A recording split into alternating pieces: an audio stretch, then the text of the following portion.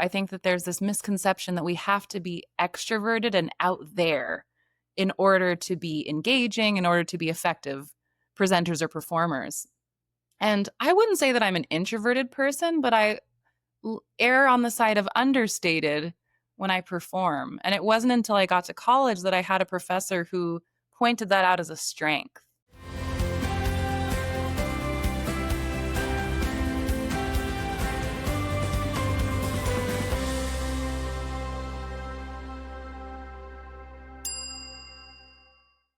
Hello, everyone. Welcome back to Frustrated to Fluent. I'm your host, Devon Bruce. I'm the founder and CEO of the English Communication Academy. We help non-native English speakers in healthcare communicate effectively with their patients, colleagues, and staff. Today, I'm speaking with Amy Dabalos. Amy is a coach and facilitator specializing in voice, presence, and expressive delivery. Through her coaching practice, Aligned, she draws from a background in performance and cultivating body-based awareness to bring a grounded human approach to coaching, supporting clients in finding their own rhythm. Her work is especially resonant for leaders, creatives, and mission-driven professionals who want to communicate with authenticity and ease. So, Amy, thank you so much for being here. Yeah, thank you so much for having me. Thank you. The reason why that I'm so enthusiastic about you being here is because you are an expert in giving presentations. And that is something that a lot of people that we work with struggle with, especially how to be authentic in their approach. Because a lot of the times they're so focused on making sure that they are executing the words properly that the human aspect, the authentic aspect, gets pushed to the side. And Sure. that's causing a lot of problems when it comes to them giving presentations. So I'm super excited for you to be here so we can talk about it. My absolute pleasure. And it's something that I interact with almost every day. Yes, I Yeah. love to hear that. Thank you. All right, so let's go ahead and get started. So we've talked a little bit, and you talk about helping people find what you call their unique presentation signature. Now, to me, that sounds extremely interesting. So, what exactly is that? And more importantly, why does that matter?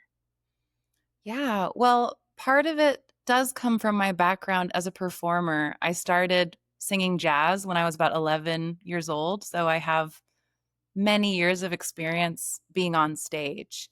And when I was growing up in music education, I had a lot of amazing teachers. And then I also had teachers or different people give me feedback that wasn't necessarily helpful, especially around stage presence. And in the arts, and in presentations too, I think that there's this misconception that we have to be extroverted and out there in order to be engaging, in order to be effective presenters or performers. And I wouldn't say that I'm an introverted person, but I err on the side of understated when I perform. And it wasn't until I got to college that I had a professor who pointed that out as a strength.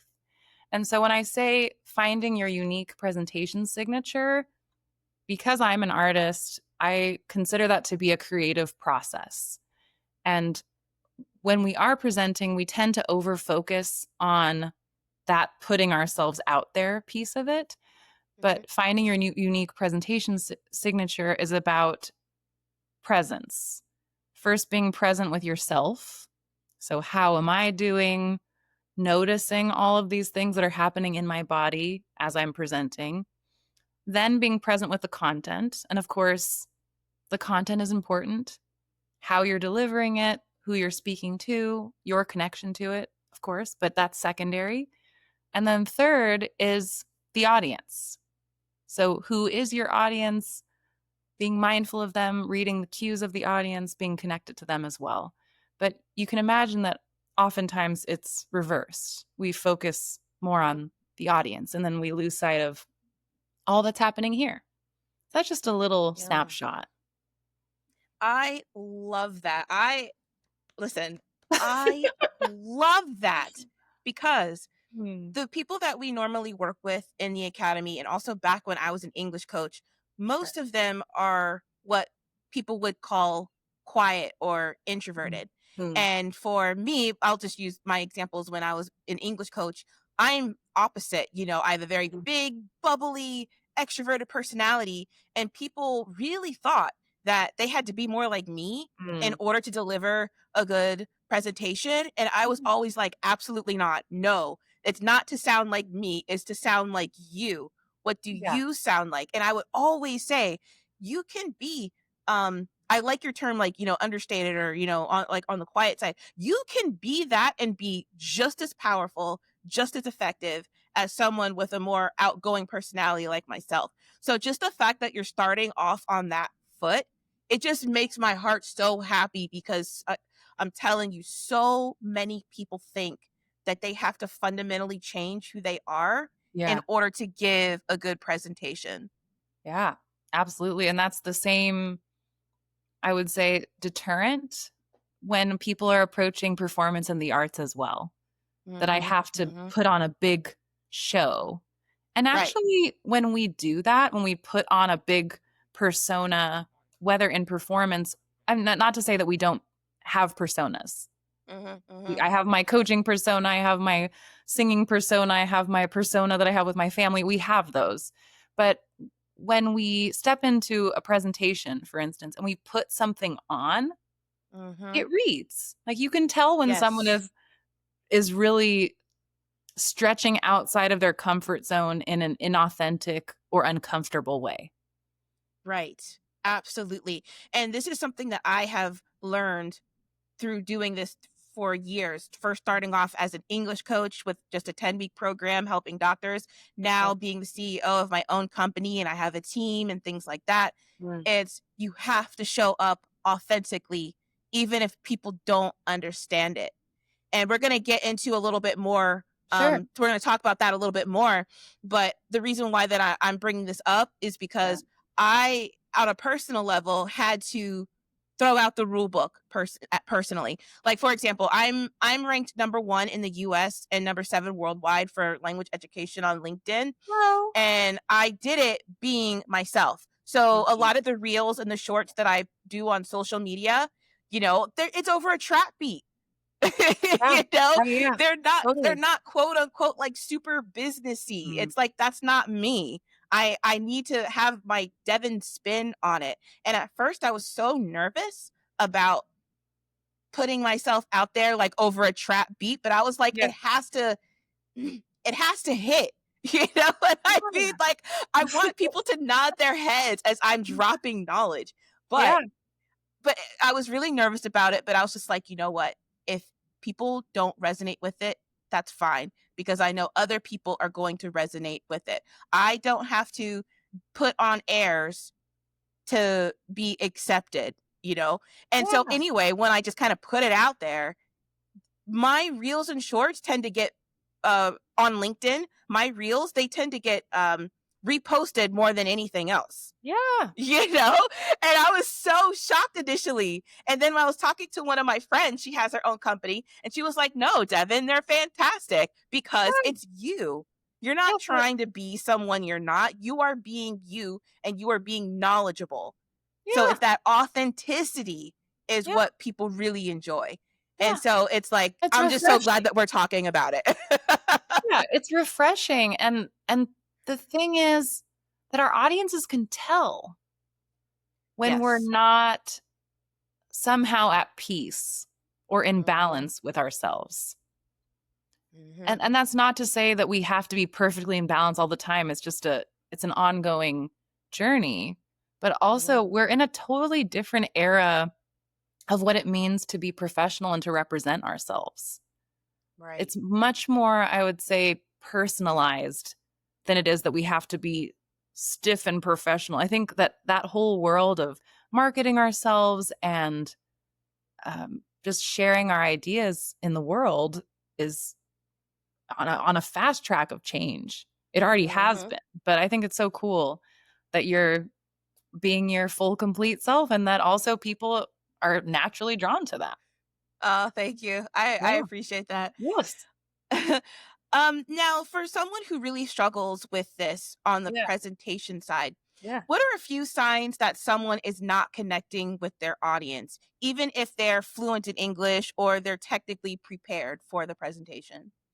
Yeah. Well, some things that I look for when I have my first conversation with someone is the first thing is pacing, because I Mhm, listen to people every day. And if it's hard for me to follow the pace with which they're speaking, that's a sign that when they're nervous, when they're in a high stakes situation, that's probably what's happening too, is that they're just going too fast.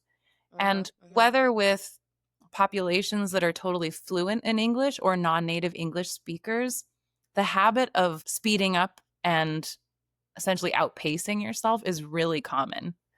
I mhm, would say also just because people don't speak out loud as much as they used to.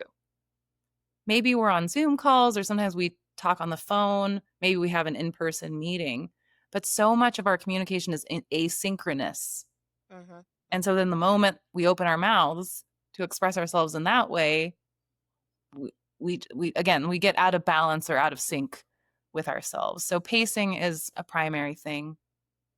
mhm, Another thing is that they tend to use a lot of technical language, and they're not necessarily aware of what's not landing with another person. So that's something that I work with a lot with people, is just who's your audience? mhm, Because you knowing all the technical information and having all the right terminology in your presentation is great. And obviously, it's the mhm. world that you live and breathe in. But if you can't translate that for someone else, then you're losing your audience.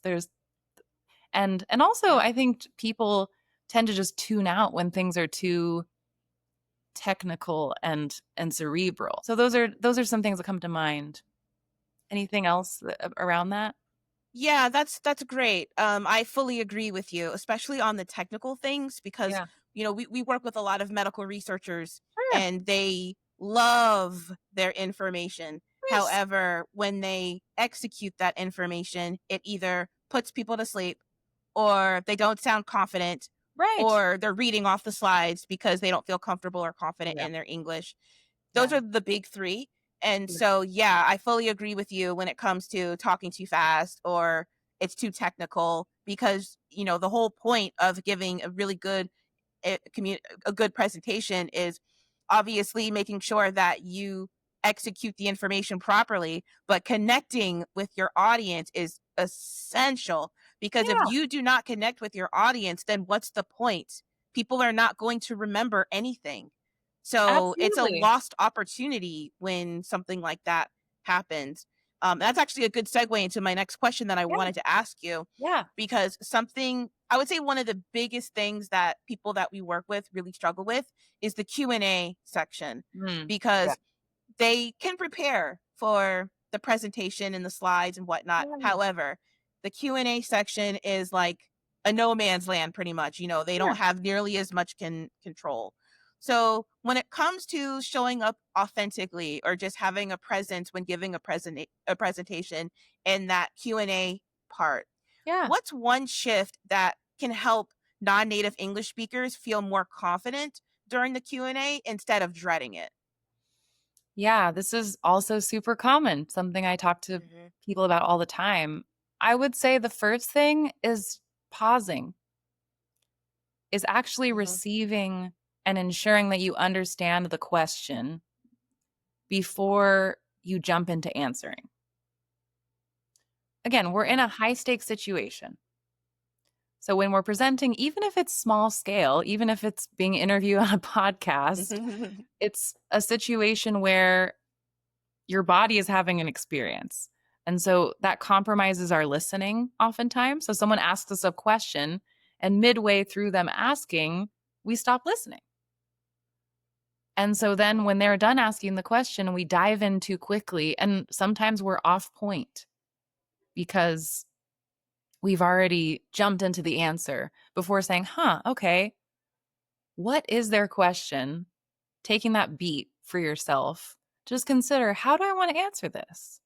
Mhm, But we think that when we stop, we take that pause for ourselves, that it reads as if we don't know what we're talking about. But I Yeah. think we could all use a little bit more practice, just taking a step back, even saying out loud, hmm, let me think about that for a second. The first thing that comes to mind is this, or whatever starter might be helpful. But I would say that's the number one thing is just release the pressure, especially for non-native English speakers. There's a tremendous amount of pressure to have everything together and to be perfectly fluent and to never have to search for the right word or the right phrase. And that's just, it's unreasonable for native or non native English speakers. We just need a little bit more time, a lot Hmm. of it, like more often than not.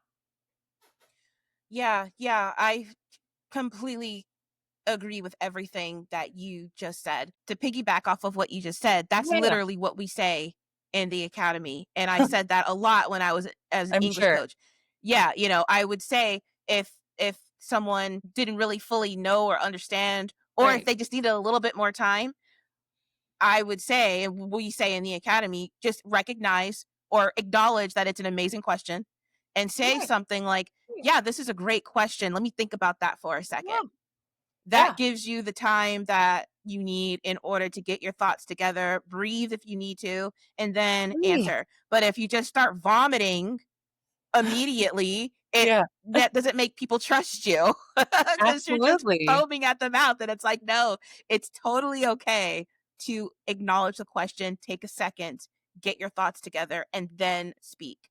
Because confidence is the name of the game. And Yeah. sometimes you got to pause, and that's Yeah. okay.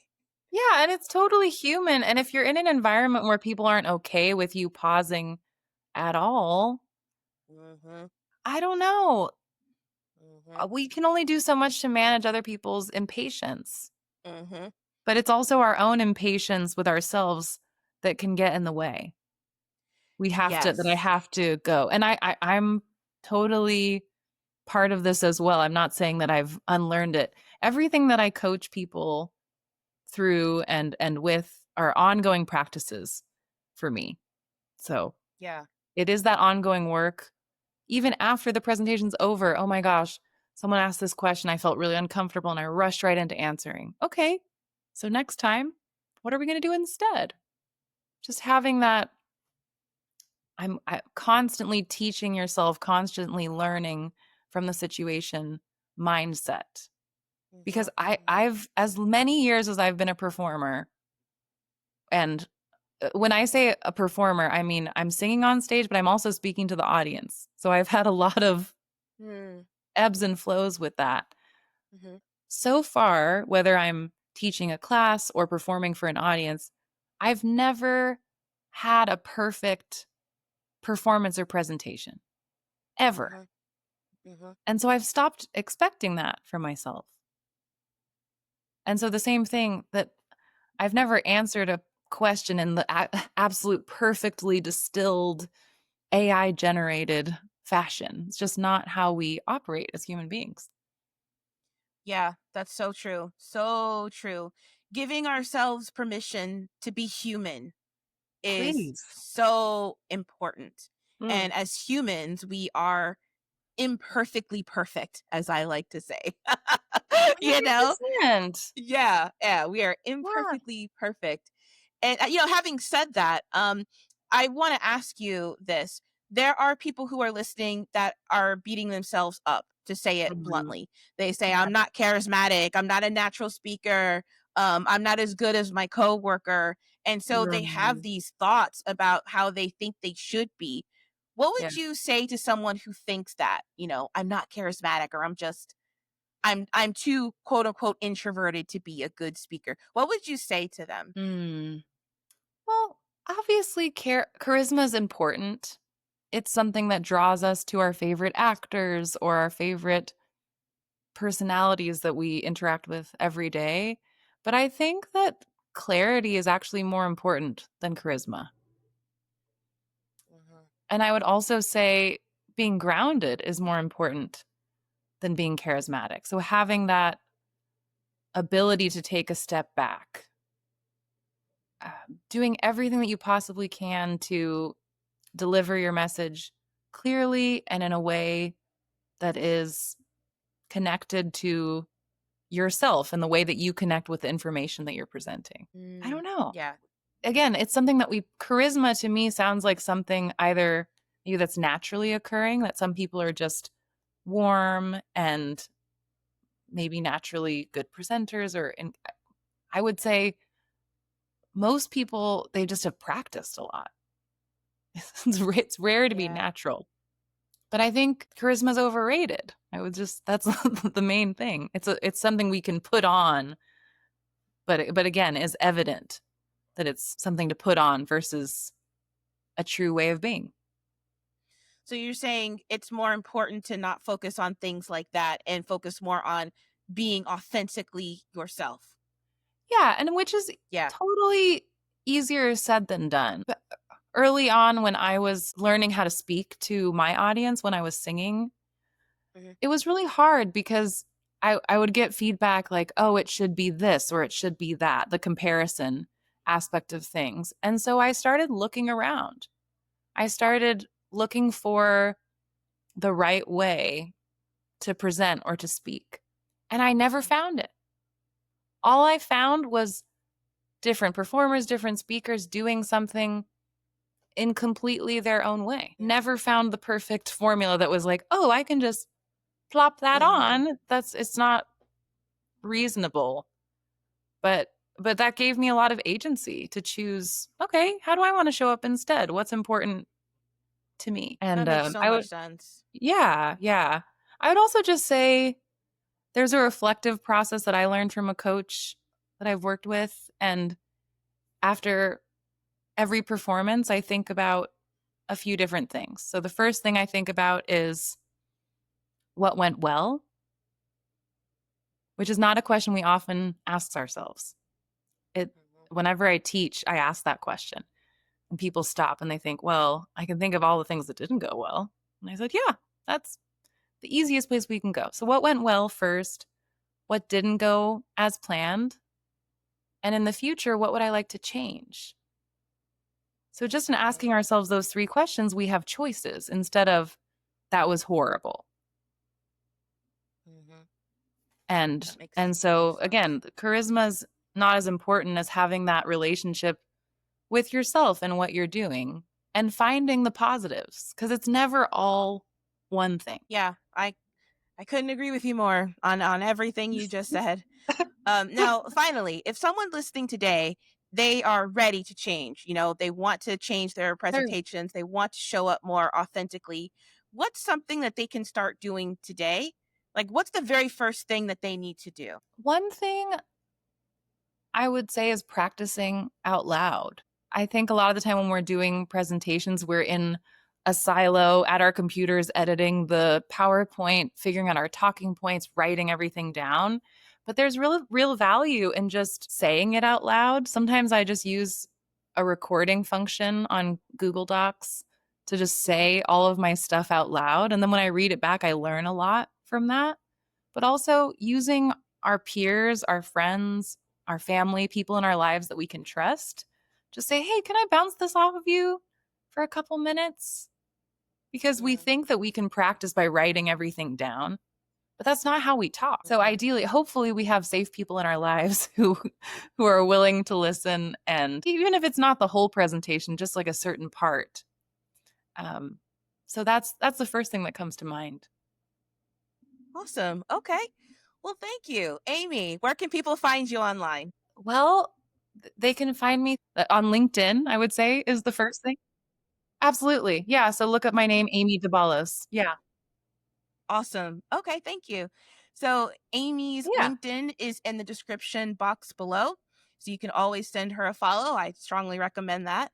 And if you are someone in healthcare who is a non native English speaker and you are struggling with your English and you do not feel confident in it, our academy is free for anyone in healthcare. The link for that is in the description box below as Mhm. well. So, Amy, thank you so much for coming on. This was a great conversation about showing up authentically in a presentation. It was great. Yeah, my absolute Thank you. pleasure. Thank you so much for having me. You are so welcome. And thank you so much for tuning in, and I'll see you next time. Take care.